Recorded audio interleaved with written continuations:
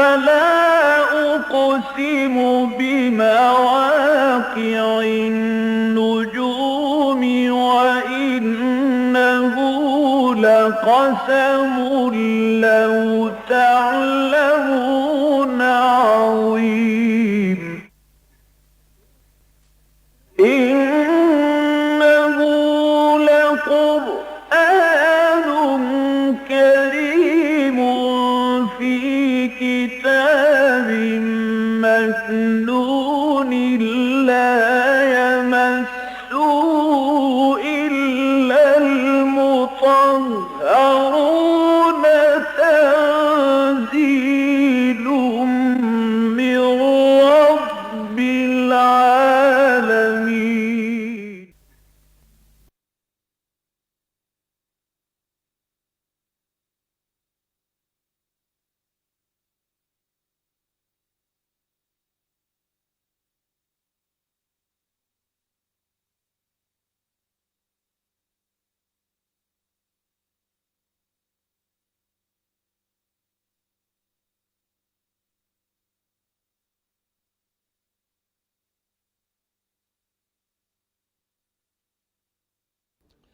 نحمده ونصلي على رسوله الكريم اما بعد فقد قال الله تبارك وتعالى كما ورد في سورة المائدة اعوذ بالله من الشيطان الرجيم بسم الله الرحمن الرحيم يسألونك ماذا أحل لهم قل أحل لكم الطيبات صدق الله العظيم رب اشرح لي صدري ويسر لي امري واحلل عقدة من لساني يفقهوا قولي اللهم ربنا الهمنا رشدنا واعذنا من شرور انفسنا اللهم ارنا الحق حقا وارزقنا اتباعه وارنا الباطل باطلا وارزقنا اجتنابه آمین یا رب العالمین۔ سورہ مائدہ کی جو ہم نے آیات 3 پڑھی ہیں ان میں بہت سی چیزوں کے بارے میں وضاحت ہوئی ہے کہ ان کا کھانا حرام ہے۔ 4 چیزوں کا ذکر تو قرآن مجید میں اس سے پہلے بھی سورہ بقرہ میں بھی ہو چکا، سورہ انعام میں بھی، کہ سور کا گوشت حرام ہے، مردار حرام ہے، خون حرام ہے، اور جس جانور کو اللہ کے سوا کسی اور کے نام پر ذبح کیا جائے اس کا گوشت حرام ہے، چاہے وہ جانور جو ہے وہ فی نفسہ ہی حلال ہو، بکری ہے، بکرا ہے، ذبح کیا گیا ہے اللہ کے نام کے سوا کسی اور کے نام پر۔ تو ان چیزوں کا تو قرآن مجید میں 2 مرتبہ پہلے بیان ہو چکا، تیسری مرتبہ یہاں بھی آیا۔ اس کے علاوہ یہاں پر 2 چیزوں کا اور اضافہ کیا گیا۔ ایک یہ کہ مردار میں 4 چیزیں اور شامل ہیں۔ کوئی جانور ہے جو گلا گھٹنے سے مر گیا ہے، بعض اوقات آپ نے دیکھا ہوگا کوئی بکری ہے بندھی ہوئی ہے کسی رسی کے ساتھ، وہ کیسے ایسا الجھتی ہے اس کے اندر کہ جتنے ہاتھ پاؤں مارتی ہے نکلنے کے لیے وہ، اور اس کی گردن کے گرد جو ہے وہ اس کی بندش سخت ہوتی جاتی ہے اور وہ ہلاک ہو جاتی ہے۔ تو گلا گھٹنے سے مر جانے والا جانور بھی حرام ہو گیا، مردار کی ایک شکل یہ بھی ہے۔ اسی طریقے سے کوئی چوٹ لگی جانور کو اور وہ جو ہے ہلاک ہو گیا، وہ بھی حرام ہے۔ اوپر سے گر کر کوئی جانور مر گیا وہ بھی حرام ہے۔ اسی طرح کسی اور جانور نے اسے سینگ مارا اور سینگ مرنے لگنے سے وہ مر گیا تو وہ بھی حرام ہے۔ تو گویا کہ مردار کی مزید تفصیل جو ہے وہ ان آیات میں آ گئی۔ نمبر 2 جو کہا گیا تھا کہ وہ جانور اس کا گوشت حرام ہے جو اللہ کے سوا کسی اور کے نام پر ذبح کیا جائے، اس میں اضافہ کیا گیا کہ کسی استھان پر کسی بزرگ کی قبر کے پاس لے جا کر جانور ذبح کیا جائے تو چاہے نام اللہ کا لیا گیا ہو لیکن اس جانور کا گوشت بھی حرام ہے، اس لیے کہ وہاں کیوں لے جایا گیا؟ صاحب قبر سے تقرب کے لیے، گویا کہ تقرب جو ہے وہ صاحب قبر کا جو مطلوب ہے اللہ کا نہیں ہے، لہذا چاہے نام اللہ ہی کا لیا ہو لیکن آپ نے ذبح کیا ہے جا کر کسی مزار پر یا اس زمانے میں بتوں کے استھان پر تو وہ بھی حرام ہے۔ اب اس پس منظر میں سوال آ رہا ہے کہ ہمیں یہ بتایا جائے کہ حلال کیا کیا ہے۔ یسألونک ماذا احل لہم، اے نبی یہ آپ سے پوچھتے ہیں کہ حلال کیا کیا گیا ہے ہمارے لیے، حرام کے تو آپ نے تفصیل بتا دی۔ قل احل لکم الطیبات، اے نبی آپ فرما دیجئے کہ تمام پاکیزہ چیزیں حلال کر دی گئی۔ اب یہاں پر ایک بڑا اصولی مسئلہ ہے جو سمجھ لینے کا ہے۔ عام طور پر مذہبی مزاج اور سابقہ مذاہب کے اندر شکل یہ تھی کہ جو چیز ثابت نہ ہو کہ حلال ہے وہ حرام ہے۔ اس سے کیا ہوا کہ حلال کا دائرہ بہت کم ہو گیا اور حرام کا دائرہ بڑھ گیا۔ مثبت طور پر کوئی شے ثابت نہیں کی جا سکتی کہ حلال ہے تو وہ حرام ہے۔ اسلام نے اس کے برعکس قاعدہ دیا ہے، جس شے کی حرمت ثابت نہ ہو وہ حلال ہے، لہذا حرام کا دائرہ محدود ہو گیا اور حلال کا دائرہ جو ہے وسیع ہو گیا۔ تو تمام پاکیزہ چیزیں تمہارے لیے حلال ہیں۔ اب پاکیزہ چیزوں میں کیا کیا شمار ہوگا؟ ایک تو وہ کہ وہ چیزیں جو قرآن مجید کے نصوص اور حدیث نبوی کے نصوص کی روح سے حرام ہیں، ان پر جو قیاس کیا جائے، ان کے ذیل اور ضمن میں جو جانور آئیں گے ان کا گوشت بھی حرام ہو جائے گا۔ دوسرے یہ کہ ایک عام نارمل انسان، اس کے اگر طبیعت اباح کرتی ہے کسی چیز سے، ایک انسان نفاست پسند انسان ہے، اسے کسی گندی چیز سے گھن آتی ہے، تو وہ چیزیں بھی حرام ہوں گی کہ جن چیزوں کے لیے طبیعت کے اندر جو ہے اباح پیدا ہو جائے اور جن سے انسان کو گھن آتی ہے۔ ان دو چیزوں کے علاوہ باقی تمام چیزیں کھانے پینے کی جو ہیں وہ جائز ہیں، حلال ہیں۔ اب اس میں خاص طور پر اب مسئلہ آ رہا ہے شکار کرنے کا جانوروں کے ذریعے سے۔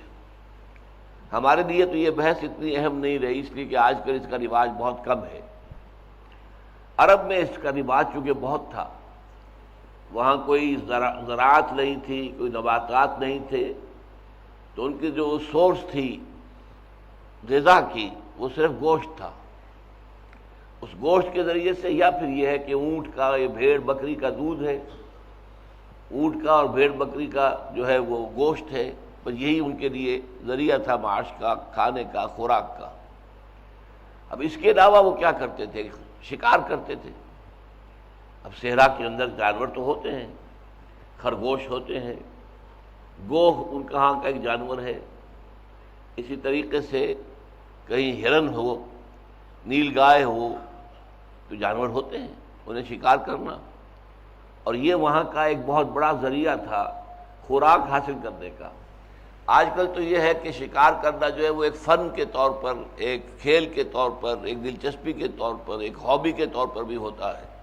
لیکن وہاں اصل میں شکار کا مقصد یہ نہیں ہوتا تھا۔ شکار سے مطلوب اور مقصود کیا تھا؟ غذا حاصل کرنا، اور اس کے لیے ذریعے کیا تھے؟ ان کے پاس بندوقیں تو نہیں تھیں جن سے کہ شکار کریں، تیر اگرچہ موجود تھے، لیکن تیر کا بھی معاملہ یہ ہے کہ ذرا سا اگر وہ ہدف سے ہٹ گیا تو چلا گیا، بیکار ہو گیا، جانور بھاگ جائے گا۔ صحیح نشانے پر اس کا لگنا آسان کام تو نہیں ہے، کیونکہ تیر کو تو چلتی ہوئی ہوا بھی موڑ سکتی ہے۔ تو ان کے پاس جو ذریعہ تھا بہت اہم،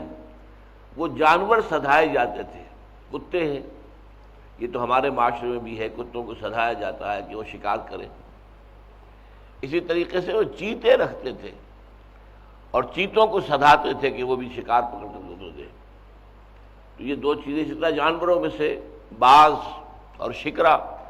انہیں رکھتے تھے، ان کے ذریعے سے شکار کرتے تھے۔ تو ان کے شکار کے ضمن میں اب سوال پیدا ہوتا تھا کہ اس کی حلت و حرمت کیا ہوگی۔ آپ نے کتا چھوڑا کسی شکار پر، اس کتے نے جا کر اسے پکڑا اور کھا بھی لیا اس میں سے کچھ، تو اب آیا وہ جائز رہے گا یا ناجائز ہو جائے گا؟ اچھا، آپ نے کوئی شکار کے اوپر کسی چیتے کو چھوڑا یا باز کو یا شکرے کو چھوڑا، اور اس نے شکار جو کیا وہ آپ کے وہاں پہنچنے سے پہلے شکار مر گیا، تو جائز ہوگا یا حرام ہوگا؟ یہ بہت سے سوالات تھے جن کا جواب اب یہاں دیا جا رہا ہے۔ یسألونک ماذا احل لہم قل احل لکم الطیبات وما علمتم من الجوارح مکلبین تعلمونہن مما علمکم اللہ، اور جو تم سکھاتے ہو شکاری جانوروں کو، انہیں دوڑانے کے لیے، شکار حاصل کرنے کے لیے، اور تم انہیں سکھاتے ہو اس میں سے جو اللہ نے تمہیں سکھایا، یعنی سدھانا، کتے کو سدھایا جائے، یہ نہ ہو کہ وہ جا کر شکار پکڑے تو وہ اپنا شکار سمجھ کر خود ہی اس کو کھانا شروع کر دے، یا اس طرح چیتے کو سدھایا جائے جو شکار کو پکڑ کر روکے رکھے، اسی طرح باز کو یا شکرے کو سدھایا جائے کہ وہ جانور جو بھی اس نے پرندہ کو پکڑا ہے اسے روکے رکھے اپنے پاس، اسے کھانا شروع نہ کر دے۔ تو یہ جو تمہیں اللہ نے تعلیم دی ہے، تمہارے اندر جو صلاحیت رکھی ہے کہ تم جانوروں کو سدھا لیتے ہو، تو اس کی وجہ سے اللہ تعالیٰ نے تمہارے اندر یہ تمہارے لیے رزق کا یہ ایک ذریعہ پیدا کر دیا ہے۔ وما علمتم من الجوارح، جوارح جمع ہے جارحہ، جرح کہتے ہیں کسی کو زخم لگا دینا، تو والجروحات قصاص، زخموں کا بھی بدلہ ہوتا ہے۔ اسی طریقے سے جو جانور جو ہیں وہ شکار کرنے والے انہیں جوارح کہا گیا، مکلبین دوڑانے کے لیے ان کو، یہ کلب سے بنا ہے کتے سے، جیسے کتے کو دوڑاتے ہیں کہ وہ خرگوش کو پکڑ رہا ہے یا گوہ کو پکڑ رہا ہے، اور تم ان کو سکھاتے ہو، تعلمونہم مما علمکم اللہ، تم سکھاتے ہو انہیں یعنی سدھاتے ہو اس میں سے کہ جو اللہ نے تمہیں سکھایا ہے۔ فَكُلُوا مِمَّا أَمْسَكْنَا عَلَيْهِمْ، تو کھاؤ ان چیزوں میں سے کہ جنہیں وہ روک کر رکھے تمہارے لیے۔ کتے کو آپ نے چھوڑا، اس نے خرگوش کو پکڑا، روک کے رکھا، تو چاہے وہ خرگوش مر بھی جائے وہ جائز رہے گا۔ اس میں میں ابھی آپ کو تفصیل عرض کر دوں گا۔ شکار کا گوشت حلال ہوگا 4 شرطیں پوری ہونے پر، اور ایک اضافی شرط جو ہے وہ امام ابو حنیفہ عائد کرتے ہیں۔ پہلے تو یہ کہ شکار کے اوپر باقاعدہ جو ہے کسی جانور کو چھوڑا جائے، اشارہ کر کے کہ وہ پکڑو اس کو، جاؤ بھاگو دوڑو۔ نمبر 2 یہ کہ وہ جانور سدھایا ہوا ہونا چاہیے، یہ نہیں کہ عام کتے کو آپ نے کہا اور اس کو دوڑا دیا، وہ سدھایا ہوا جانور ہو۔ اور سدھائے ہونے کی نشانی کیا ہے، ثبوت کیا ہے؟ ایک تو ثبوت یہ ہے کہ وہ جانور تمہارے لیے روک کر رکھے، خود کھائے نہیں۔ اگر خود کھانا شروع کر دے تو اس کا مطلب ہے اس نے شکار اپنے لیے کیا، آپ کے لیے نہیں کیا۔ اسی طریقے سے باز یا شکرا جو ہے اس کے سدھائے ہونے کی علامت کیا ہے کہ اگرچہ وہ اپنے شکار کے پیچھے دوڑ رہا تھا لیکن آپ نے آواز دی اسے تو وہ فوراً واپس آ گیا۔ آپ نے اتنا کچھ سدھا رکھا ہے کہ آپ کی آواز پر وہ اپنے شکار کو چھوڑ کر آ گیا۔ اگر یہ 2 شرطیں پوری ہو رہی ہیں تو وہ سدھایا ہوا جانور ہے۔ اگر یہ 2 شرطیں پوری نہیں ہوتی ہیں تو پھر وہ سدھایا ہوا جانور نہیں ہے، پھر اس نے جو شکار کیا اپنے لیے کیا، آپ کے لیے نہیں کیا۔ تیسرے آ رہا ہے آگے وَاذْكُرُ اسْمَ اللَّهِ عَلَيْهِ، اس پر نام لیا کرو اللہ کا۔ یہاں عام سیاق کے کلام سے تو محسوس ہوتا ہے کہ کھاتے ہوئے بسم اللہ کہا جائے، لیکن اجماع ہے اس پر مفسرین کا کہ اس سے مراد یہ ہے کہ جب کتے کو چھوڑو شکار کے پیچھے، یا باز یا شکرے کو چھوڑو شکار کے پیچھے تو بسم اللہ پڑھ کر چھوڑو۔ یہی معاملہ تیر کا ہے، تیر کے ذریعے سے آپ شکار کر رہے ہیں، ہرن نظر آ رہا ہے سامنے اور تیر چلایا ہے آپ نے اسے شکار کرنے کے لیے، تو تیر چھوڑتے ہوئے اگر آپ نے بسم اللہ کہہ دی ہے تو یہ بسم اللہ کہہ دینا کافی ہے۔ اسی پر بہت بحثیں ہوتی رہی ہیں، میں پڑھتا رہا ہوں اپنے بچپن میں علماء کے درمیان بحثیں کہ آیا بندوق کا معاملہ بھی یہی ہے کہ بندوق کو فائر کرتے ہوئے اگر بسم اللہ پڑھ لی جائے تو یہ کفایت ہو کرے گی؟ تو یہ بحث رہے، جو ظاہر بات ہے کہ نیا مسئلہ، بندوق اس وقت نہیں تھی، جو قیاس کیا جائے گا اسی تیر کے اوپر کہ جب تیر کمان سے نکل رہا ہے تو آپ نے بسم اللہ اگر کہہ دی ہے تو اسی طریقے سے جب آپ نے ٹریگر دبایا ہے اور گولی نکلے گی آپ کی بیرل سے تو اس وقت اگر بسم اللہ کہہ دیا تو وہ بھی کفایت کرے گا۔ وما علمتم من الجوارح مکلبین تعلمونہن مما علمکم اللہ فکلوا مما امسکنا علیکم۔ اچھا، امام ابو حنیفہ نے ایک اضافی شرط یہ لگائی ہے کہ وہ شکاری کتا یا شکاری جانور یا شکاری پرندہ مجروح ضرور کرے اسے۔ لفظ جراحت سے اور جوارح سے یہ نتیجہ نکالا ہے امام ابو حنیفہ نے، کیونکہ کچھ زخمی کرے گا تو خون نکلے گا۔ اگر زخمی بھی نہیں کیا ہے اور وہ ویسے ہی مر گیا جانور تو وہ تو مردار کے حق میں ہو جائے گا کہ خون نہیں نکلا اس کا، جس کی وجہ سے کہ مردار جو ہے حرام ہے، اسی بنا پر وہ قیاس کیا جائے گا ایسے جانور کو کہ جس کے اوپر کوئی زخم بھی نہیں لگا کہ اس کو کوئی خون نکلا ہو۔ واتقوا اللہ، اور اللہ کا تقوی اختیار کرو، ان اللہ سریع الحساب، یقیناً اللہ تعالی حساب لینے میں بہت تیز ہے، بہت جلدی حساب چکا لیتا ہے۔ اس کے کمپیوٹرز جو ہیں وہ بہت بڑے کمپیوٹرز ہیں، ان کو معاملہ جمع تقسیم ضرب کرتے ہوئے کوئی وقت نہیں لگتا۔ واتقوا اللہ، یہ سارے معاملات ایسے ہیں کہ جن میں اللہ کا تقویٰ پیش نظر رہنا چاہیے۔ یہ نہیں کہ کہیں بھی تمہیں لوپ ہول نظر آئے تو اسے استعمال کرنے کی کوشش کرو، بلکہ احتیاط کا تقاضا یہ ہے کہ جہاں شک ہو جائے وہاں رک جاؤ۔ جیسے کہ حضور نے فرمایا الحلال بین والحرام بین، کیا چیز حلال ہے یہ بھی واضح ہے اور کیا چیز حرام ہے یہ بھی واضح ہے۔ وبینہما مشتبہات، ان دونوں کے مابین کچھ چیزیں ہوتی ہیں جن کے شک ہوتا ہے کہ یہ حلال ہے یا حرام ہے، مشتبہات ہیں، نہ کوئی صریح دلیل اس کی حرمت کے لیے ہے، نہ کوئی صریح دلیل اس کی حلت کے لیے ہے۔ تو فرمایا ایسی چیزوں سے بھی بچو، فاتقوا الشبہات، کیونکہ اس میں شک ہو گیا ہے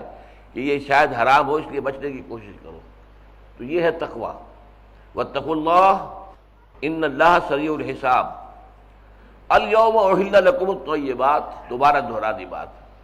آج سے مراد ہے اب، یعنی یہ وقت جیسا کہ میں نے عرض کیا ہے یہ سورہ مبارکہ نازل ہوئی ہے یہ سن 6 کے اواخر میں یا سن 7 کے شروع میں، سن 6 ہجری سن 7 ہجری، صلح حدیبیہ کے بعد۔ اور اس میں جو شریعت محمدی ہے اعلیٰ صاحب الصلاۃ والسلام، اس کے جو تکمیلی احکام ہیں وہ دیے گئے ہیں۔ لہذا یہاں پھر فرمایا الیوم احل لکم الطیبات، آج کے دن یا اب تمہارے لیے تمام پاکیزہ چیزیں حلال کر دی گئی۔ یہ میں پہلے بیان کر چکا ہوں، طیبات سے مراد کیا ہے۔ اگر کوئی شے قرآن مجید کی نص، کسی حدیث کی نص کی روح سے حرام شے ہے تو اس کے ذیل میں جو چیزیں آ جائیں گی، اسی کی قسم کی جو چیزیں ہوں گی وہ حرام ہوں گی، وہ طیبات نہیں ہیں۔ اور وہ چیزیں کہ جن سے فطرت انسانی اباح کرے، جو انسان کو پسند نہ ہو، جن سے کراہت آتی ہو، یا جیسے لفظ استعمال کرے جن سے گھن آتی ہو، ان سے بھی بچنا چاہیے، اس لیے کہ وہ بھی اصل میں طیبات میں شامل نہیں ہے۔ الیوم احل لکم الطیبات وطعام الذین اوتوا الکتاب حل لکم وطعامکم حل لہم، اور جن لوگوں کو تم سے پہلے کتاب دی گئی تھی ان کا کھانا بھی تمہارے لیے حلال ہے اور تمہارا کھانا ان کے لیے حلال ہے۔ اور کھانے سے مراد یہاں پر روٹی نہیں ہے بلکہ گوشت کے بارے میں اصل حکم ہے، وہ ذبح کیا ہوا ہے یا نہیں ہے۔ مشرک آدمی نے چاہے ذبح بھی کیا ہو وہ گوشت حرام ہوگا، لیکن اہل کتاب یہودی اور عیسائی اگر ذبح کر لیں تو ان کا کھانا جو ہے ان کا وہ گوشت حلال ہو جائے گا، آپ اسے کھا سکتے ہیں، لیکن وہ جھٹکا نہ ہو۔ جیسے کہ سکھوں کے ساتھ ہمارا جو معاملہ چلتا تھا، جو علامہ اقبال نے کہا ہے، یا بحث میں اردو ہندی ہے یا قربانی یا جھٹکا ہے۔ قربانی میں ذبح کرتے ہوئے گردن کے صرف یہ نرم حصے جو ہے کاٹے جاتے ہیں تاکہ جو بڑی وینز ہیں، بڑی شریانیں ہیں وہ کٹ جائیں اور میکسیمم بلڈ جو ہے وہ جسم میں سے نکل جائے۔ اور اگر آپ نے ایک ہی وار سے گردن اڑا دی تو وہ حرام مغز کا تعلق دماغ کے ساتھ کٹ گیا، اس کے نتیجے میں وہ اب تشنج پیدا نہیں ہوگا، پٹھوں کے اندر مسلز کے اندر وہ تشنج پیدا نہیں ہوگا کہ جس سے کہ سارا خون جو ہے وہ نچڑ جائے، نکل جائے۔ تو یہ فرق ہے جھٹکا، اور آپ کو معلوم ہے کہ یورپ میں اکثر و بیشتر یہی ہوتا ہے، جھٹکے سے جو چیزیں ہیں وہی گوشت ان کا جو ہے وہ چاہے بیف ہو اور چاہے وہ مٹن ہو، کچھ بھی ہو، وہ جھٹکے کے ذریعے سے اور مرغی کی گردن بروڑی جاتی ہے۔ تو یہ چیزیں حرام ہیں، چاہے وہ یہودیوں کی ہوں یا عیسائیوں کی ہوں۔ لیکن یہودیہ اور عیسائی نے اگر ذبح کیا ہے، یعنی گردن کے صرف نرم حصوں کو کاٹا ہے، باقی ریڑھ کی ہڈی جو ہے وہ برقرار رہی اپنی جگہ پر، تاکہ وہ جو اسپائنل کارڈ اس کے اندر ہے، حرام مغز، اس کا دماغ کے ساتھ رشتہ قائم رہے اور تشنج پیدا ہو۔ جیسے کہ آپ دیکھتے ہیں جب ذبح کرتے ہیں جانور کو عید الاضحیٰ کے دن، تو پھر جانور جو ہے وہ ہاتھ پاؤں مارتا ہے بری طرح، اس کے اندر تشنج پیدا ہوتا ہے، اس سے خون جو ہے وہ ٹیشوز کے اندر سے نکل کر اور وہ باہر آ جاتا ہے، باہر نکل جاتا ہے۔ اور خون چونکہ فی نفس ہی حرام ہے، لہذا اگر خون جسم کے اندر رہ گیا ہے تو گویا کہ اس نے اس پورے گوشت کو حرام کر دیا۔ جیسے کہ مردار، جیسے کہ فرمایا کہ اوپر سے کوئی جانور گرا اور مر گیا، اس کا خون نہیں نکلا، لہذا وہ حرام ہے۔ تو اسی طریقے سے یہاں فرمایا کہ الیوم احل لکم الطیبات وطعام الذین اوتوا الکتاب حل لکم وطعامکم حل لہم، تمہارا کھانا، تمہارا گوشت، تمہارا ذبح کردہ گوشت اگر یہودی کھائیں، عیسائی کھائیں تو ان کے لیے جائز، اور ان کا ذبح کردہ اگر کوئی جانور ہے، کسی عیسائی کا ہے یا کسی یہودی کا ہے، یہودی گوشت جو ہے پورے یورپ میں، امریکہ کے اندر کوشر کے نام سے، کوشر میٹ، وہ ذبح ہوتا ہے۔ اور ہمیں بھی، جبکہ ابھی مسلمان کم تھے وہاں یورپ میں یا امریکہ میں، تو ان کے لیے بھی ہدایت یہی تھی کہ مسلمان علماء جو ہیں وہ کہتے تھے کہ آپ کوشر میٹ جو ہے وہ کھا سکتے ہیں یہودیوں کا، کیونکہ وہ ذبح کرتے ہیں۔ وہ بہت سے معاملات میں ہمارے ساتھ بہت قریب ہیں شریعت کے اعتبار سے، ویسے وہ ہمارے بدترین دشمن ہیں، حضور سے کے بدترین دشمن ہیں، لیکن شریعت کے اعتبار سے تو ہمارے بہت نزدیک ہے وہ۔ یہ عجیب معاملہ ہے، عیسائی ہمارے بہت نزدیک ہیں حضرت عیسیٰ کے بارے میں، ہم بھی حضرت عیسیٰ کو بڑی محترم شخصیت سمجھتے ہیں، وہ بھی سمجھتے ہیں، البتہ انہوں نے غلو کیا، خدا کا بیٹا بنا دیا۔ ہمارے نزدیک وہ اللہ کے نبی ہیں اور بڑے رسول ہیں، بڑے درجے کے رسول ہیں۔ پھر یہ کہ ان کے معجزے عیسائی بھی مانتے ہیں، ہم بھی مانتے ہیں، عظیم معجزات انہیں دیے گئے۔ پھر ان کا بن باپ کے پیدا ہونا عیسائی بھی مانتے ہیں، ہم بھی مانتے ہیں۔ پھر ان کا آسمان پر زندہ چلے جانا عیسائی بھی مانتے ہیں، ہم بھی مانتے ہیں۔ پھر ان کا دوبارہ زمین پر نازل ہونا وہ بھی مانتے ہیں، ہم بھی مانتے ہیں۔ تو حضرت مسیح کی ذات کے بارے میں ہم بہت پورے طریقے سے، سوائے ایک چیز کے کہ وہ سمجھتے ہیں کہ حضرت مسیح علیہ السلام سولی پر چڑھائے گئے، وہاں ان کی موت واقع ہو گئی، پھر انہیں وہاں سے اتار کر جو ہے وہ ایک غار پہ رکھ دیا گیا، وہاں وہ تیسرے دن زندہ ہو کر اور پھر وہ آسمان پر اٹھا لیے گئے۔ ہمارے نزدیک وہ سولی دیے ہی نہیں گئے، ان کی جگہ کوئی اور شخص جو ہے ان کی شکل کی مشابہت بنا دی گئی اس شخص کی۔ اور یہ معلوم ہوتا ہے انجیل برنباس کی جو انجیل ہے اس سے، ایونجیلیم برنابے، کہ جس شخص نے حواریین میں سے غداری کی تھی اور مخبری کر کے حضرت عیسیٰ کو گرفتار کرایا تھا، اسی کی شکل حضرت عیسیٰ کے مشابہ بنا دی گئی، چنانچہ وہی پکڑا گیا ہے اور وہی سولی دیا گیا۔ تو یہی بات قرین قیاس معلوم ہوتی ہے، اگرچہ قرآن مجید میں یا کسی حدیث مرفوع کے اندر یہ مضمون موجود نہیں ہے، لیکن برنباس کی انجیل میں وہ ساری تفصیل موجود ہے۔ بہرحال الیوم احل لکم الطیبات وطعام الذین اوتوا الکتاب حل لکم، یعنی ذبیحہ یہودیوں کا، عیسائیوں کا تمہارے لیے حلال ہے، وطعامکم حل لہم، اور تمہارا کھانا جو ہے وہ تو ذبح ہے ہی، ذبیحہ وہ ان کے لیے حلال ہے۔ والمحصنات من المؤمنات، اب ایک دوسرا کھاتا ہے شادی کس کس سے کرنا جائز ہے، تو محصنات ہوں، اور یہ محصنہ کا لفظ جو ہے دو معنی میں آتا ہے۔ حصن کہتے ہیں قلعے کو، کوئی قلعے کے اندر ہے یعنی حفاظت کے اندر ہے، تو ایک محصنات وہ ہیں کہ جو خاندان والی ہیں، اونچے خاندان والی ہیں، شرفاء میں سے ہیں، انہیں خاندان کی ایک پروٹیکشن حاصل ہوتی ہے، انہیں کوئی لاج بھی رکھنی ہوتی ہے اپنے خاندان کے نام کی، کوئی ایسی حرکت نہ کر بیٹھوں کہ میری خاندان کی عزت کو جو ہے بٹا لگ جائے۔ ایک وہ محسنات شمار ہوتی ہیں خاندان والی، شرفاء کے گھرانوں والی خواتین، اور ایک وہ محسنات شمار ہوتی ہیں کہ جو کسی کے نکاح میں ہیں، وہ قید نکاح اسی لیے لفظ ہم استعمال کرتے ہیں، جیسے قلعے میں کسی کو قید کر دیا گیا ہو، تو اسی طریقے سے نکاح کے قلعے کے اندر کوئی خاتون قید ہو گئی ہے، اس کی عزت و عفت کا محافظ اب شوہر ہے، شوہر کو حفاظت کرنی ہے اس کی عزت کی اور اس کی عفت کی اور عصمت کی۔ تو ان دونوں معنی میں لفظ محسنات آیا ہے، اس کا آگے اس کے بحث ہے، وہ بات بیان کروں گا۔ والمحسنات من المؤمنات، اہل ایمان میں سے جو محسنات ہیں، والمحسنات من الذین اوتوا الکتاب من قبلکم، اور ان لوگوں کی بھی محسنات جنہیں کتاب دی گئی تھی تم سے پہلے۔ ویسے تو اندازہ یہ ہوتا ہے کہ دنیا میں ہر مذہب جو ہے اس کو یقیناً کوئی نہ کوئی کتاب دی گئی ہوگی، اس لیے کہ تمام مذاہب جو ہے وہ جڑ تو ان کی ایک ہی ہے، ایک ہی مذہب سے نکلے ہیں، بعد میں ان میں تغیر و تبدل ہوتا چلا گیا اور شکلیں بدلتی چلی گئی، تحریف ہوتی چلی گئی، تو ان کا نقشہ بدل گیا۔ لیکن قرآن مجید جنہیں اہل کتاب قرار دیتا ہے وہ صرف دو ہیں، اور وہ ہیں یہودی اور عیسائی، تورات والے اور انجیل والے۔ یہ بحث میں اس لیے کہہ رہا ہوں کہ ہندوستان میں بڑے زور شور سے اٹھی ہوئی ہے کہ ہندوستان میں ہندوؤں کے پاس بھی جو کتابیں ہیں وہ بھی آسمانی کتابیں ہیں، تو انہیں بھی اہل کتاب ماننا چاہیے۔ اب وہاں جو لبرل قسم کے لوگ ہیں، جو روشن خیال لوگ ہیں، وہ کہتے ہیں کہ ہندو اور مسلم سے نکاح کی اجازت ہونی چاہیے، اس لیے کہ وہ بھی اہل کتاب ہے۔ ان کے پاس جو ہے کتابیں موجود ہیں، ان کے پاس اپنشد ہیں، اور ان کے پاس جو ہے ایک وہ منو سمرتی بھی ہے جو حضرت نوح علیہ السلام کا قانون سمجھا جاتا ہے، اس لیے کہ محققین نے یہ بات کہی ہے۔ ڈوبائس ایک فرینچ ریسرچر تھا جس نے 40 برس ہندوستان میں رہ کر ہندوؤں کے جو اسکرپچرز ہیں،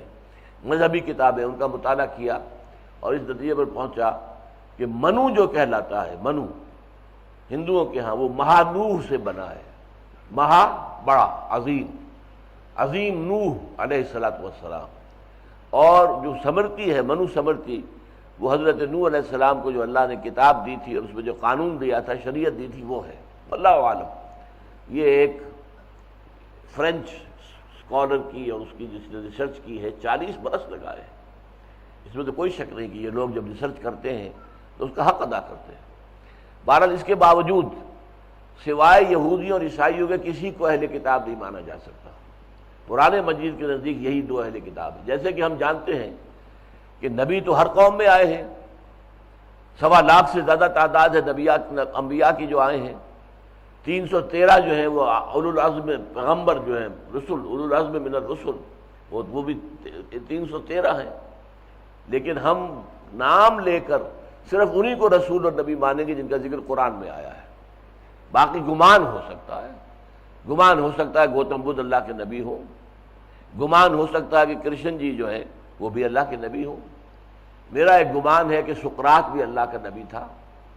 کنفیوشس بھی معلوم ہوتا ہے کہ اللہ کا نبی تھا۔ وَلِكُلِّ قَوْمٍ ہاد، قرآن کہتا ہے کہ ہر قوم کے لیے ہم نے ہادی بھیجے ہیں۔ وَإِن مِّن قَرْيَةٍ إِلَّا خَلَا فِيهَا نَذِيرٌ، کوئی بستی دنیا میں ایسی نہیں ہے کہ جس میں ہم نے کسی ڈرانے والے کو، خبردار کرنے والے کو نہ بھیجا ہو۔ تو معلوم ہوا کہ انبیاء تو بہت ہیں، لیکن ہم تعین کے ساتھ صرف ان انبیاء پر ایمان رکھتے ہیں کہ جن کے نام قرآن مجید میں آ گئے ہیں۔ اسی طرح تعین کے ساتھ ہم صرف ان کو اہل کتاب مانیں گے جن کو قرآن نے اہل کتاب قرار دیا ہے، یعنی یہودی اور عیسائی۔ تو تمہارے لیے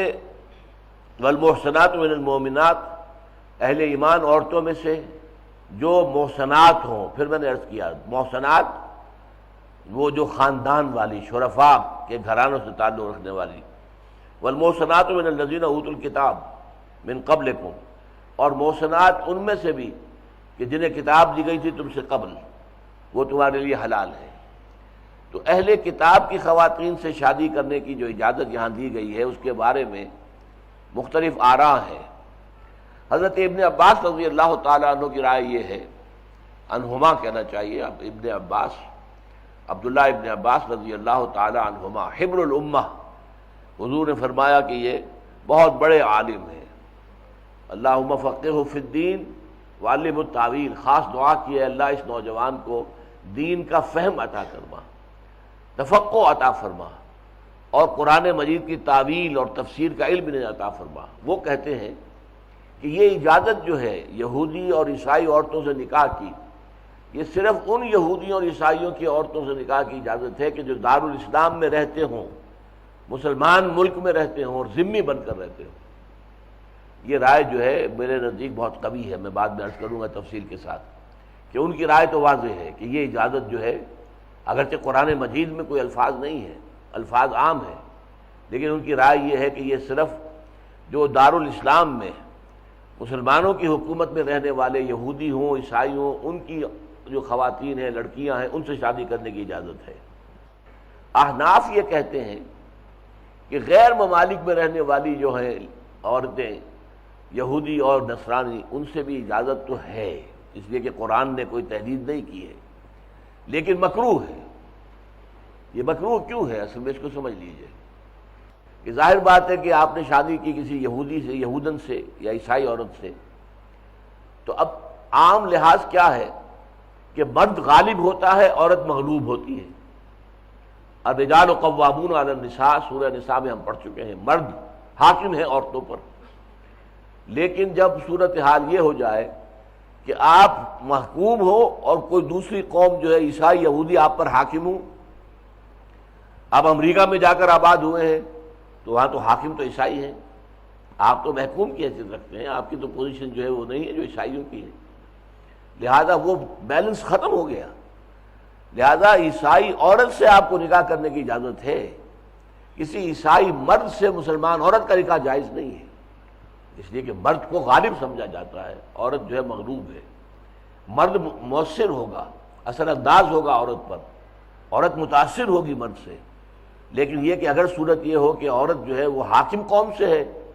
اور مرد محکوم قوم سے ہے تو صورتحال برعکس ہو جائے گی۔ چنانچہ بہت سی شادیاں جو امریکہ وغیرہ میں ہوئی ہیں، مسلمانوں نے وہاں لوکل عیسائی خواتین سے، لڑکیوں سے شادیاں کی ہیں، انجام بہت برا ہوا ہے، بہت برا ہوا اکثر و بیشتر۔ نمبر ایک تو یہ کہ اولاد کا جھگڑا پڑ جاتا ہے، اولاد مسلمان ہوگی کہ عیسائی ہوگی، اور ظاہر بات ہے کہ اولاد پر جتنا اثر ماں کا ہو سکتا ہے باپ کا تو ہو ہی نہیں سکتا۔ باپ نے تو صبح نکل جانا ہے اور شام کو رات گئے آنا ہے۔ اکثر و بیشتر تو کہا جاتا ہے کہ اولاد سے ہفتے میں صرف ایک دن ملاقات ہوتی ہے اور وہ دن اتوار کا ہے، ورنہ صبح اندھیرے منہ نکل گئے کام پر۔ یہی معاملہ کراچی میں بھی ہے۔ مجھ سے یہ بات کہی تھی آج سے 15-20 سال پہلے ایک صاحب نے، جو رہتے تھے لانڈی میں اور جاتے تھے کام کرنے کے لیے وہ پورٹ پر، سی پورٹ بندرگاہ جو ہے، تو وہ کہتے ہیں کہ ہم ایسے وقت میں گھر سے نکلتے ہیں کہ بچے سوئے ہوتے ہیں اندھیرے منہ، اور پھر رات کو واپس آتے ہیں تو پھر وہ سوئے ہوئے ہوتے ہیں، تو ہماری ملاقات نہیں ہوتی بچوں سے سوائے اتوار کے دن۔ تو ظاہر بات ہے کہ ماں جو ہے اس کا کانٹیکٹ زیادہ قریبی ہے، باپ کا کانٹیکٹ تو کم ہے۔ ماں زیادہ اثر انداز ہوگی، باپ کم اثر انداز ہوگا، تو اس پہلو سے باپ کو اجازت ہے کہ وہ عیسائی عورت یا یہودی عورت سے شادی کر لے، لیکن کسی مسلمان عورت کو اجازت نہیں ہے کہ وہ عیسائی مرد یا یہودی مرد سے شادی کرے۔ اس کے اندر ایک بڑا عجیب سا نکتہ پیدا کیا ہے ڈاکٹر ذاکر نائک نے، خوبصورت انداز ہے یہ کہنے کی باتیں، اس لیے کہ آپ عیسائیوں اور یہودیوں کے مجمع میں جب بات کریں گے تو جو دلیل میں دے رہا ہوں وہ دلیل تو انہیں کڑوی لگے گی، لیکن جو انہوں نے بات کہی ہے وہ واقعتاً انہیں میٹھی لگے گی، کہ اگر کوئی عیسائی یا یہودی عورت مسلمان کے گھر میں آتی ہے تو اس مسلمان کے گھر میں حضرت عیسیٰ کا ذکر بھی ہوگا تو احترام سے ہوگا، حضرت موسیٰ کا ذکر ہوگا تو احترام سے ہوگا، اس کے جذبات کو کوئی ٹھیس نہیں پہنچے گی۔ جو عیسائی ہے یا یہودی ہے، جب حضرت موسیٰ کا احترام کیا جا رہا ہے مسلمان کے گھرانے میں اور حضرت عیسیٰ کا احترام ہو رہا ہے تو اس کے جذبات کو ٹھیس نہیں لگے گی۔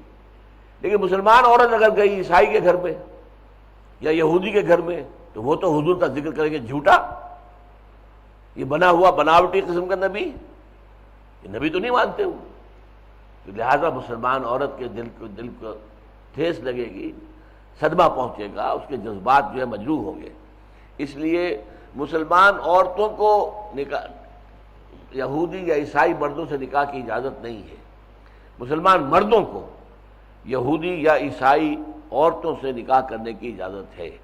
اگرچہ میں کہہ چکا ہوں کہ حضرت ابن عباس کے نزدیک یہ صرف ذمی جو یہودی اور عیسائی اسلامی مملکت میں رہتے ہوں ان کی خواتین کے بارے میں اجازت ہے۔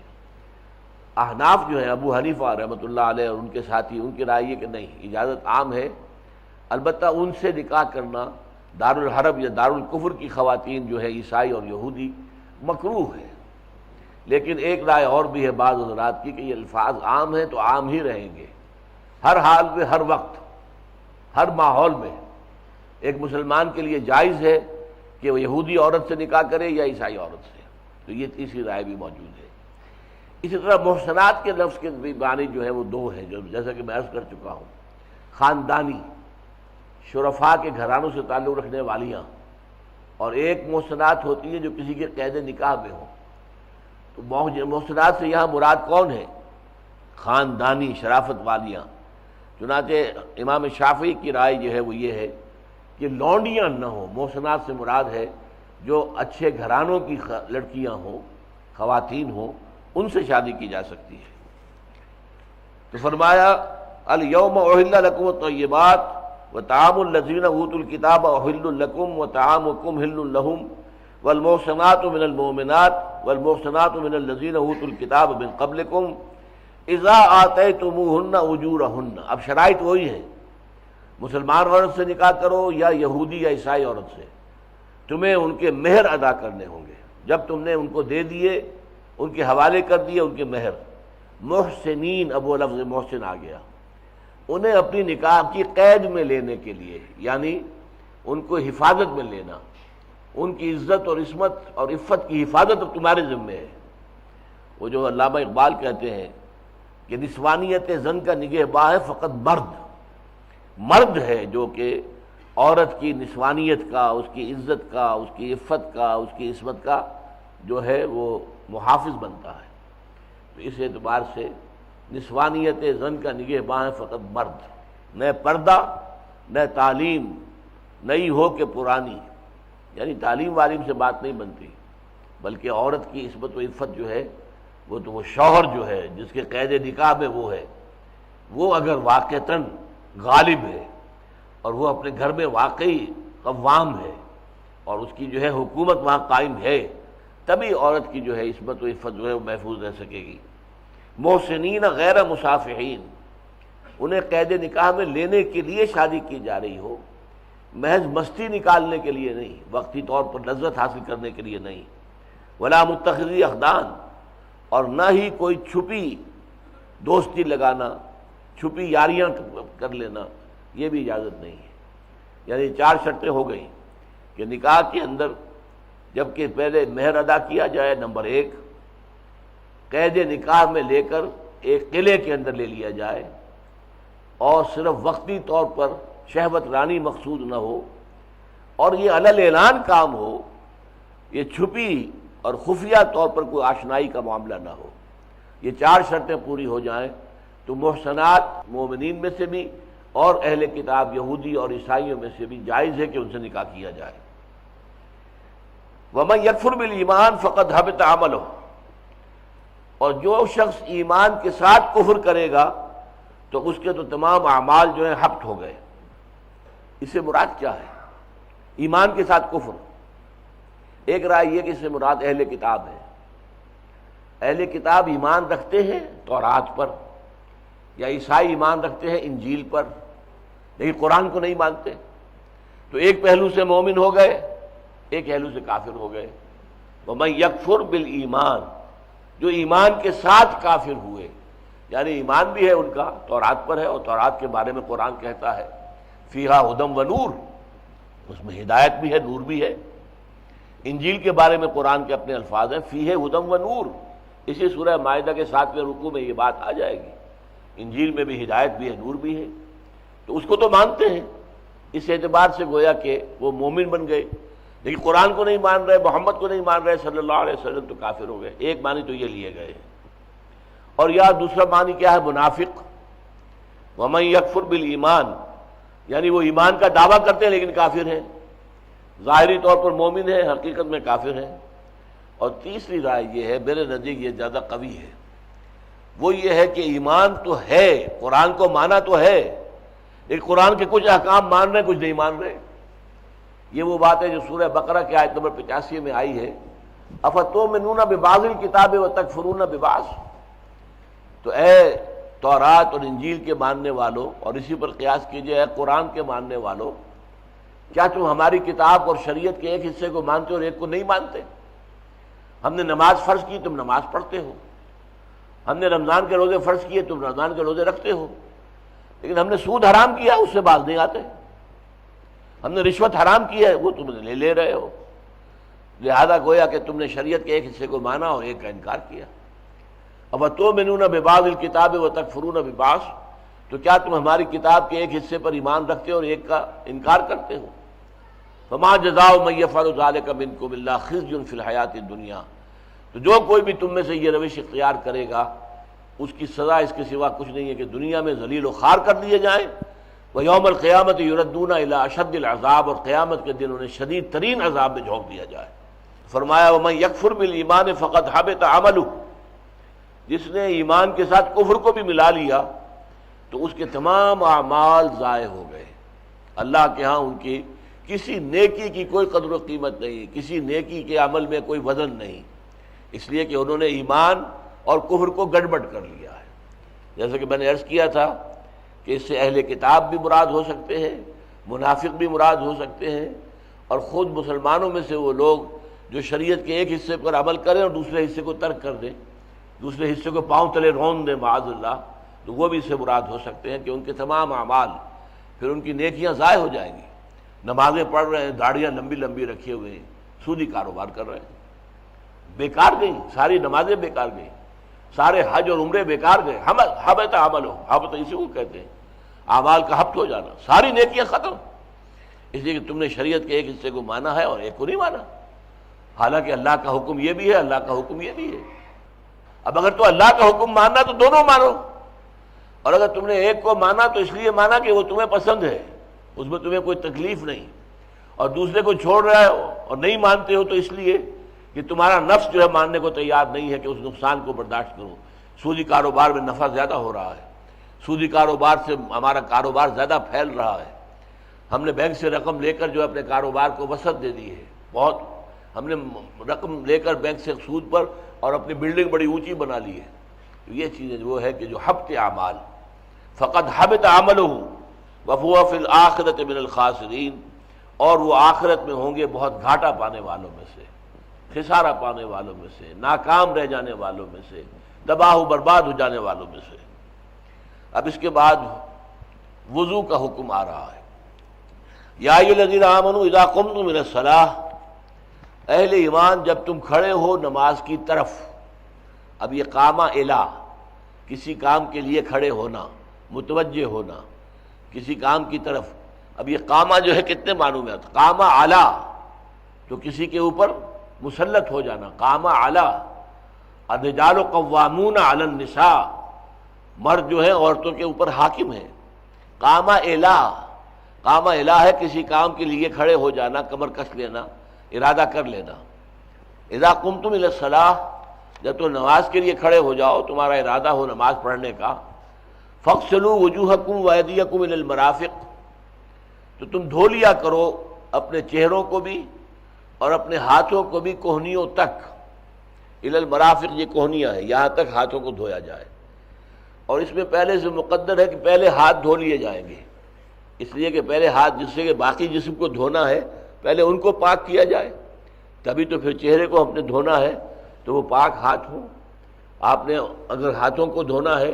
تو آپ کے ہاتھ پاک ہونے چاہیے، لہذا پہلے ہاتھ، لیکن اس کا یہاں ذکر نہیں کیا گیا، بلکہ ذکر کیا کیا گیا؟ فاغسلوا وجوہکم وایدیکم الی المرافق،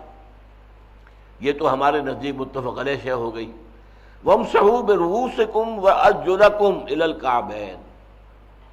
اب یہاں پر ذرا دقت ہے، ارجلکم، ارجلکم، یہ دونوں جو ہے قرأتیں موجود ہیں۔ ارجلکم کے ساتھ اگر معاملہ ہو تو وہ امسحو کے ساتھ ہو جائے گا، مسح کر لیا کرو سروں پر اور پیروں پر، اگر ارجلکم پڑھے۔ یہ ہے معاملہ اہل تشیع کا۔ اہل تشیع کے نزدیک سر پر بھی مسح ہے، پاؤں پر بھی مسح ہے، نہ سر کو دھونے کی ضرورت ہے اور نہ پاؤں کو دھونے کی ضرورت ہے، اس لیے کہ لفظ جو ہے ارجلکم، ارجلکم کی بجائے وہ ارجلکم پڑھتے ہیں۔ وامسحوا برؤوسکم، حرف جار با جو ہے اس کا اثر ہو رہا ہے رؤوس پر بھی، سروں پر۔ وامسحوا برؤوسکم وارجلکم، اگر ارجلکم پڑھا جائے۔ ہمارے مصحف میں یہ ہے ارجلکم، ارجلکم ہے تو پھر یہ مفعول جو تھے فاغسلوا کے مفعول وجوہ اور ہاتھ، ان کے ساتھ آ گیا، اور دھو لیا کرو پیروں کو بھی الی الکعبین، ٹخنوں تک۔ یہ الی الکعبین کی جو شرط لگا دی گئی ہے یہ بتاتی ہے کہ یہ دھونے سے مراد ہے، ورنہ مسح کرنے میں تو کعبین کا کوئی معاملہ نہیں ہے، یہ تو دھونے ہی کا معاملہ ہوگا۔ تو جیسے کہ دھونا ہے کوہنیوں تک، پاؤں کا بھی دھونے کا معاملہ ہوگا تو ہم ٹخنا، یعنی ٹخنے کی حد تک دھونا ہے، ٹخنا بھی دھونا ہے، اس میں شامل ہے، غایت مغیہ میں شامل ہے یا نہیں، اس پر بڑی بحثیں ہوتی ہیں اہل فقہ کی۔ اغسلوا وجوہکم وایدیکم الی المرافق، تو آیا کوہنیوں تک دھونا ہے یا کوہنیوں سمیت دھونا ہے؟ یہ فرق ہو جائے گا نا۔ کوہنی تک دھو لیا میں نے، کوہنی صاف رہ گئی، خشک رہ گئی تو وضو نہیں ہوا، کوہنی بھی دھوئی جائے گی، کوہنی بھی اس کے اندر شامل ہے۔ اسی طرح پاؤں کو دھوئیں گے آپ تو یہ جو ٹخنا ہے یہ بھی اس میں شامل ہوگا، اور ٹخنے کو بھی دھونا ہوگا۔ تو فاغسلوا وجوہکم وایدیکم الی المرافق، وامسحوا برؤوسکم، اور مسح کر لیا کرو اپنے سروں کا، وارجلکم، اور دھو لیا کرو اپنے پیروں کو بھی ٹخنوں تک۔ اب اگلا حکم آ رہا ہے، یہ تو ہوا وضو، جو چھوٹی ناپاکی سے انسان کو وضو کرنا پڑتا ہے۔ آپ نے پیشاب کیا ہے یا آپ نے اور حاجت جو ہے وہ پوری کی ہے، آپ بیت الخلاء سے ہو کر آئے ہیں، یا یہ کہ آپ کی ہوا خارج ہو گئی ہے، تو اس سے تو یہ ہے کہ جو ناپاکی ہے یہ حدث کہلاتا ہے، یہ چھوٹا ہے، وضو سے اس کی کفالت ہو جائے گی۔ لیکن اگر جنابت ہے، بیوی سے ہم بستری کی ہے، یا رات کو سوتے ہوئے احتلام ہو گیا ہے، اس صورت میں صرف وضو نہیں بلکہ غسل۔ وَإِن كُنتُمْ جُنُبًا، اور اگر تم ہو جاؤ جنوبی، یعنی اگر تم نے اپنی بیویوں کے ساتھ ہم بستری کی ہے، فَطَّهَّرُوا،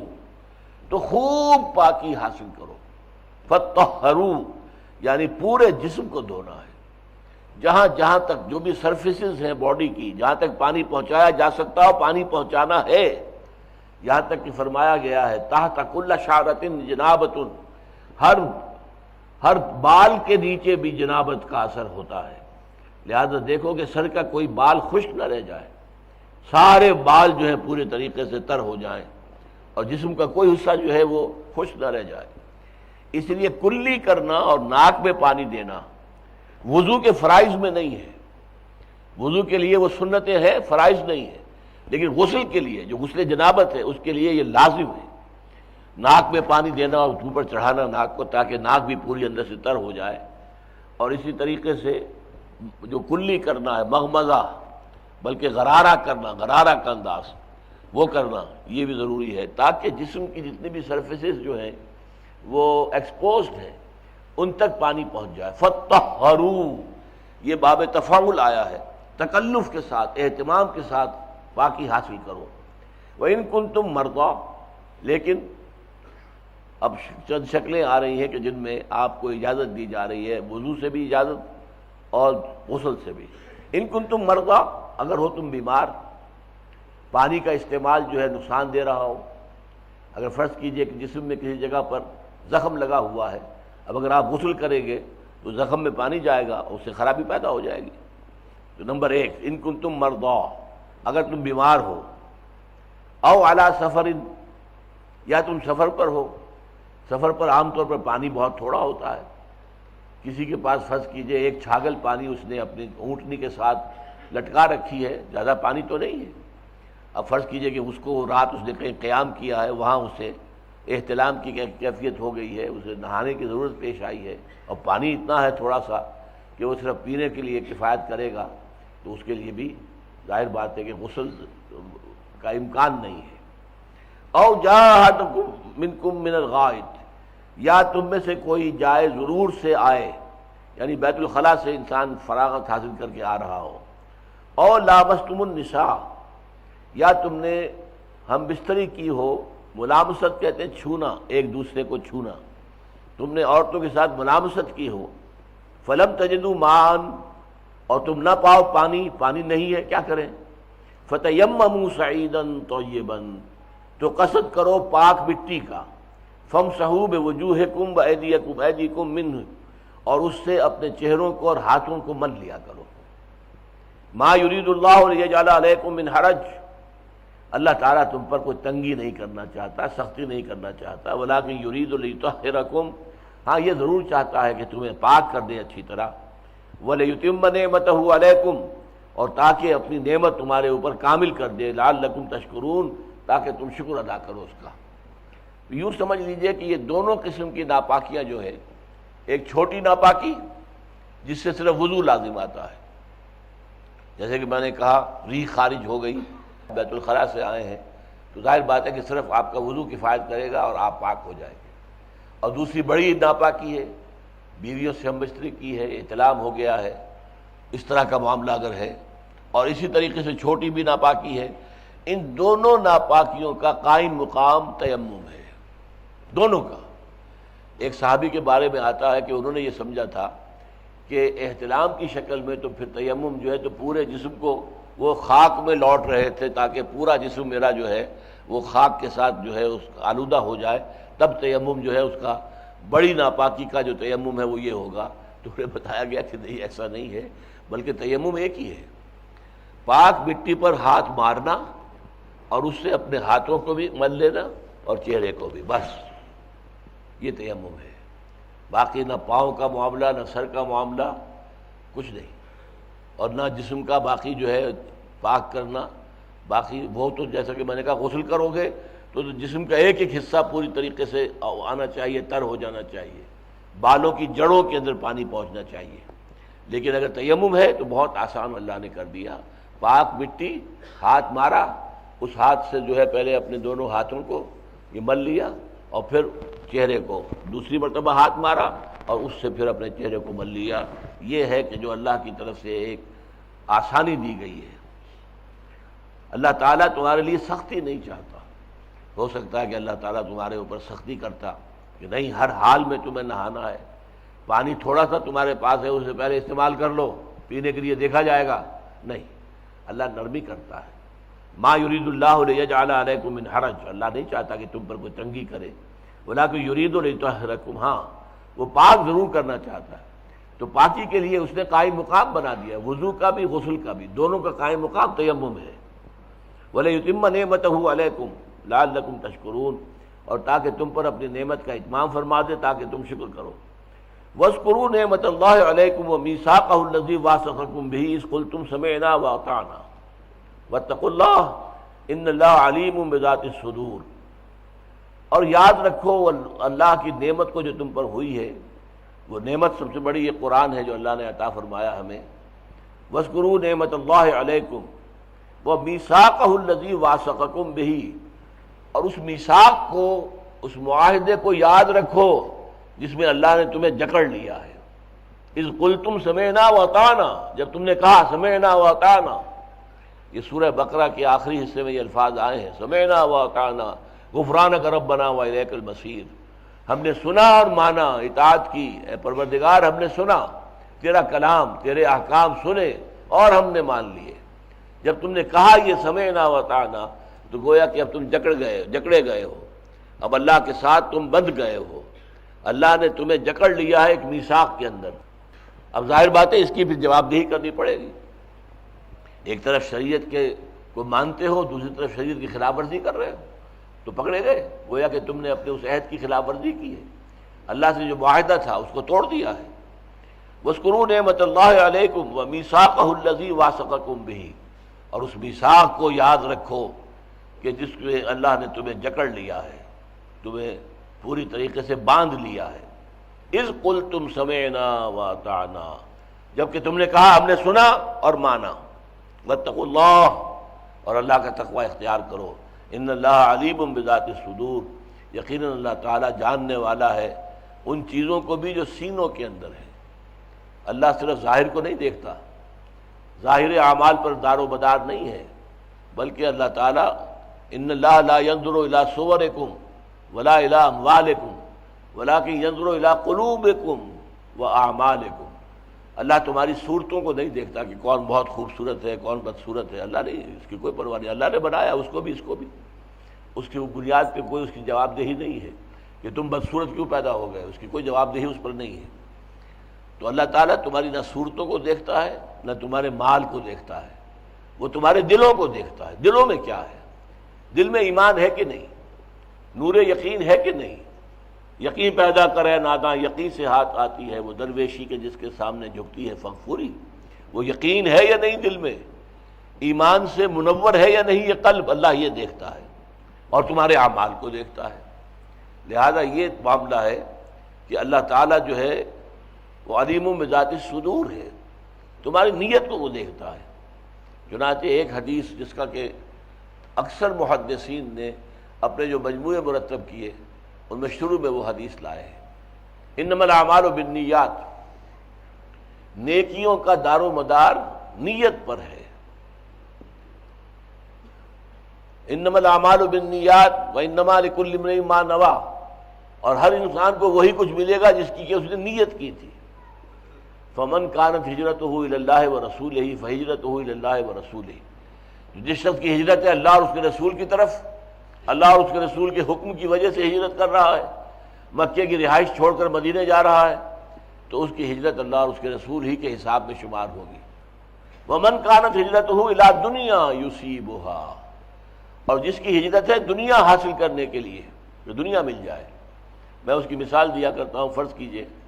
کوئی مسلمان صحابی جیسے کہ حضرت خباب تھے رضی اللہ تعالی عنہ، وہ لوہار تھے،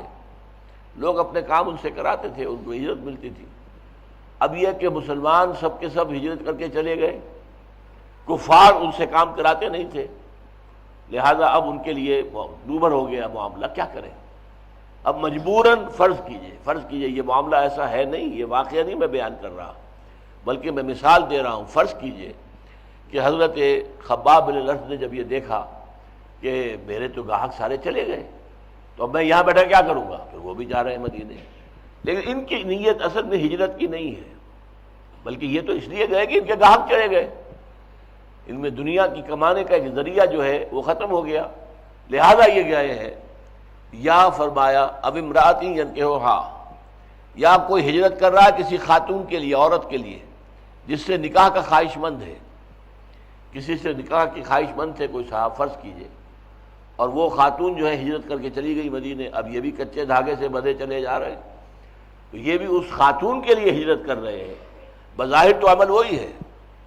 اللہ اور اس کے رسول کے لیے ہجرت کی ہے، اس نے بھی مکے کی رہائش چھوڑی اور مدینے میں آ گیا۔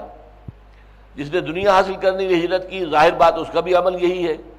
کہ مکے کو چھوڑا، خیر بات کہا، مدینے میں آ گیا۔ جس نے کسی خاتون سے نکاح کے لیے ہجرت کی، اس کا بھی عمل تو یہی ہے کہ اس نے مکے کو خیر بات کہا، مدینے میں آ گیا، تو ظاہر تو اعمال میں سب مہاجر ہیں۔ تو فرمایا من کانت ہجرتہ الی اللہ ورسولہ فہجرتہ الی اللہ ورسولہ، جس کسی کی ہجرت اللہ اور اس کے رسول کی طرف ہے تو اس کی ہجرت تو اللہ اور اس کے رسول کے حساب ہی میں شمار ہوگی۔ ومن کانت ہجرتہ لدنیا یصیبھا، اور جس کی ہجرت اس لیے تھی کہ دنیا کو حاصل کر لے، اس کی معاش جو ہے اس کے لیے یہاں پر اب دائرہ تنگ ہو گیا ہے، اس لیے وہ جا رہا ہے تاکہ وہاں پر معاش کا ایک کھلا میدان اسے مل جائے۔ اب امراتی ینکحوہا، یا کسی عورت کے لیے ہجرت کر رہا ہے کہ اس سے شادی کرنا چاہتا ہے۔ چنانچہ یہ مشہور بھی ہے کہ ایک صحابی کا نام تھا، انہیں لوگ پکارتے تھے یہی کہہ کر مہاجر و ام قیس، کہ یہ مہاجر جو ہے یہ ام قیس کے مہاجر ہیں، ام قیس سے نکاح کے لیے انہوں نے ہجرت کی ہے۔ تو یہ ان کے ہاں ایک صاحب کے بارے میں یہ الفاظ کہے بھی جاتے تھے۔ تو فرمایا فہجرتہ الی ما ہاجر الیہ، تو اس کی ہجرت شمار ہوگی انہی کے حساب میں جن کے لیے اس نے ہجرت کی ہے۔ تو یہ ہے اصل میں، واللہ تعالیٰ ان اللہ علیم بذات الصدور، اللہ تمہاری نیتوں سے واقف ہے۔ تم واقعتاً شریعت پر کاربند رہنا چاہتے ہو، اس میں فرض کیجئے کہ غلطی ہو گئی، آپ نے کسی حرام کو حلال سمجھ لیا لیکن دیانتاً سمجھا، لہذا غلطی کو اللہ معاف فرما دے گا۔ بلکہ میں یہاں تک کہا کرتا ہوں کہ ایک شخص سور کا گوشت کھا رہا ہے، کوئی سالن ہے، سور کی بوٹیاں ہیں، اسے یہ گمان ہے کہ یہ بکری کا ہے، تو اس پر تو کوئی گناہ نہیں ہوگا، اس نے تو بکری کا گوشت ہی کھایا ہے۔ تو اس حوالے سے نیت پر سارا دار و مدار ہوگا کہ جس شخص نے سور کا گوشت سمجھ کر بکری کا گوشت کھایا، اس نے سور ہی کا کھایا۔